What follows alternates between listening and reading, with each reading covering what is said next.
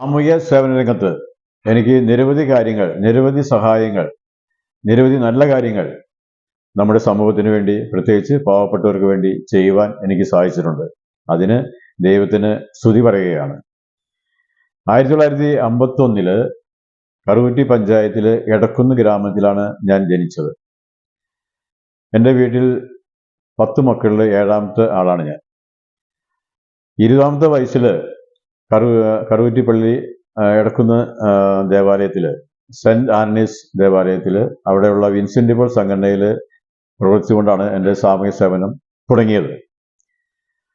പിന്നീട് കറുകുറ്റി പഞ്ചായത്തിൻ്റെ വൈസ് പ്രസിഡന്റായിരുന്നു. അത് LDF സ്വതന്ത്ര സ്ഥാനാർത്ഥിയായി മത്സരിച്ച് കറുകുറ്റി പഞ്ചായത്തിൻ്റെ വൈസ് പ്രസിഡന്റായി. ആ സമയത്ത് നിരവധി കാര്യങ്ങൾ ചെയ്യുവാൻ സാധിച്ചിട്ടുണ്ട്. അതിനുശേഷം പിന്നീട് ആലുവ ജനസേവ എന്ന സംഘടന രൂപീകരിച്ചു. അത് 1996 അങ്ങനെ 1996 ആലുവ ജനസേവ എന്ന പേരിൽ ഒരു സംഘടന രൂപീകരിച്ച് ഞാൻ സാമൂഹ്യ സേവനം ഒന്നുകൂടി വിപുലീകരിച്ചു. അതിനകത്ത് നിരവധി ആളുകൾ ഞങ്ങളുടെ ഈ പ്രവർത്തനത്തിൽ പങ്കെടുത്തു. ആദ്യമായിട്ട് ചെയ്തിരുന്നത് പാവപ്പെട്ട വിദ്യാർത്ഥികൾക്ക് സ്കോളർഷിപ്പ് നൽകി. പിന്നീട് അന്ന് ഹൈസ്കൂൾ തലങ്ങളിൽ ഉച്ചഭക്ഷണം കൊടുത്തിരുന്നില്ല.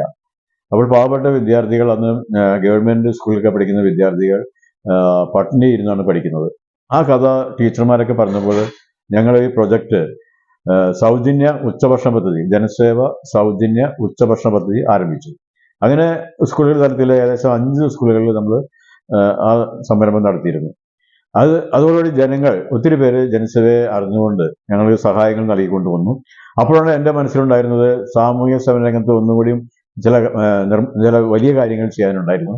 അതിനകത്ത് അന്നൊക്കെ നമ്മുടെ നാട്ടിൽ നിരവധി കൊച്ചുമക്കളൊക്കെ പഠിക്കാൻ പറ്റാതെ ഇങ്ങനെ റെയിൽവേ സ്റ്റേഷനുകളിലും അതുപോലെ തന്നെ ബസ് സ്റ്റാൻഡുകളിൽ, ഉത്സവ പറമ്പുകളിൽ, പള്ളിപ്പെരുന്നാളിൽ, ഇവിടെയൊക്കെ ഇങ്ങനെ ഭിക്ഷാടനം നടക്കുന്ന ഒരു കാഴ്ചയുണ്ടായിരുന്നു.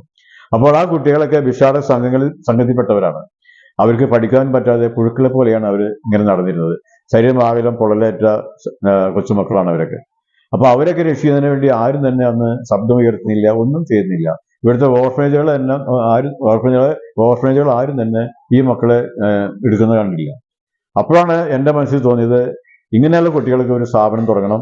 അതാണ് ജനസേവ ശിശുഭവൻ ഞങ്ങൾ ആരംഭിച്ചത്. 1999 ജനസേവ ശിശുഭവൻ ആരംഭിക്കുന്നത്. അങ്ങനെ ആരംഭിച്ചപ്പോൾ നിരവധി നല്ല മനസ്സുള്ള ആൾക്കാർ, സമൂഹത്തിലെ ഉന്നത വ്യക്തികൾ തന്നെ ഈ ഞങ്ങളുടെ സ്ഥാപനത്തോടൊപ്പം അണിചേർന്നു.